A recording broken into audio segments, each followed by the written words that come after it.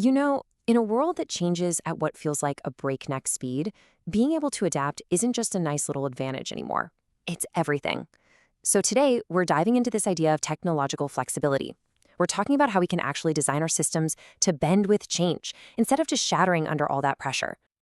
And this, right here, is the big question for our whole explainer. It's not about making things that are just stronger. It's about building tech that's smart, that's responsive, and resilient enough to handle, well, whatever the world decides to throw at it next. All right, first up, let's get on the same page. What do we even mean by flexibility here? And why is it suddenly one of the most critical ideas for any modern system? Let's break it down. Okay, so here's the official definition. At its heart, technological flexibility is all about the power to adapt efficiently. But what does that really mean? It means building systems that can pivot, that can scale up or down, or just completely reconfigure themselves without needing a massive, expensive overhaul every single time something changes. So why does this matter so much? Well, think of it this way. A rigid system is kind of like a microwave. It does one thing, and it does it pretty well. But a flexible system, that's like a master chef. You can give them the same ingredients, and they can adapt the recipe for any diet, any event, any situation. It's about creating systems that are adaptive, efficient, resilient, and can grow right alongside you. So now that we get what it is, let's look at how it's actually built. And it all starts at the foundation, right? The digital layer. This is where flexibility gets engineered right into the code and the platforms that pretty much run our world. Digital platforms are really the backbone here. Take the energy sector. A platform called GDBN basically acts as the grid's great coordinator. It allows everything from a tiny solar panel on someone's roof to the huge main energy market to talk to each other and work together. The result? A much more scalable and manageable grid. But okay, when you have a system that complex with so many moving parts, how in the world do you make sure it all actually works? How do you test it without slowing everything down to a crawl? Well, the answer is automation that's just as flexible as the system it's testing. Check out this table comparing a few automation tools. Now, they're all useful for sure, but a tool like Playwright really shines with its superior flexibility. And what that means in the real world is that it can adapt to changes in the code way faster, run tests more efficiently, and catch more errors. It's what keeps that digital backbone both strong and incredibly responsive. Okay, we've got our digital foundation laid out. Now let's add the brains of the operation, artificial intelligence.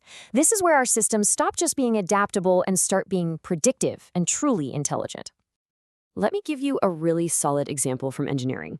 In the past, if a scientist wanted to analyze the properties of a new magnetic material, they had to do it all by hand. It was this painstaking, tedious process that could literally take days of work for just one sample.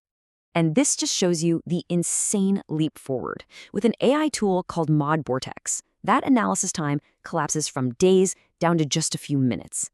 This kind of speed up isn't just a time saver. It fundamentally accelerates the entire pace of research and innovation. It's a total game changer. But, AI flexibility isn't always a simple, clear-cut win. In supply chains, for instance, an AI can make a company way more responsive to a sudden disruption, like a major port shutting down.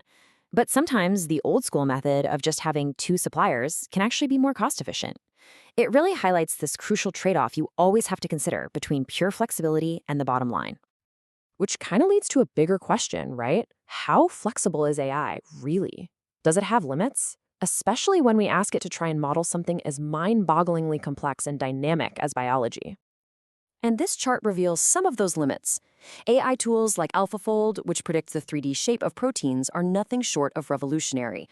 But they often predict a single static shape. The problem is, in reality, proteins aren't static. They move, they flex, they're dynamic. And as the note says, almost 28% of these AI predictions have a significant mismatch with what we actually see in the lab. For fields like immunology, which depend on understanding those dynamic shapes, that's a really big deal. Okay, so we've looked at the digital and the intelligent layers. Now let's get tangible. How does this whole principle of flexibility actually show up in the physical world, in robots and advanced materials that we can see and touch? In the world of robotics, flexibility is often all about movement.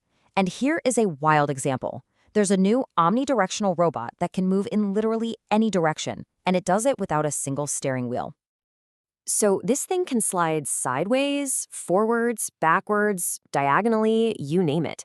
It can even spin perfectly in place, on a dime. And the secret? It's this incredibly clever mechanical system that uses a double crank and a cross slider. It gives it the ultimate physical flexibility and maneuverability. This idea even applies at the microscopic level. I'm talking about semiconductors. For them, flexibility is all about survival. These tiny components heat up and cool down constantly, and that stress can cause them to fracture. So we're now using these really smart mathematical models to autonomously optimize their design, basically teaching these tiny parts how to bend without breaking. All right, we've seen how flexibility is being built into our tech from the ground up. So for this last part, let's bring all these layers together. How does this incredibly flexible technology interact with the most important part of any system? Us, the people using it. And this is where it gets really interesting. By combining the power of the cloud with AI, we can now analyze how humans and systems interact in real time. Think about a factory floor. This tech can evaluate how flexible the workflow is, it can spot potential safety issues before they become accidents, and it can make the entire system, both the people and the machines, more adaptive and a whole lot safer. So the big takeaway is this. Technological flexibility isn't just one thing. It's a full-on revolution happening in layers. It starts with those digital platforms as the scalable backbone. Then you add AI and automation as the adaptive brains. It shows up in the physical world as a flexible body of robots and materials. And finally, it all gets tied together with us through these collaborative cloud AI nerve centers. And that leaves us with one final thought to mull over. We are building these unbelievably powerful adaptive systems. But as all of this technology gets better and better at bending, the really crucial question becomes, how do we make absolutely sure that when the truly unexpected happens, they never, ever break?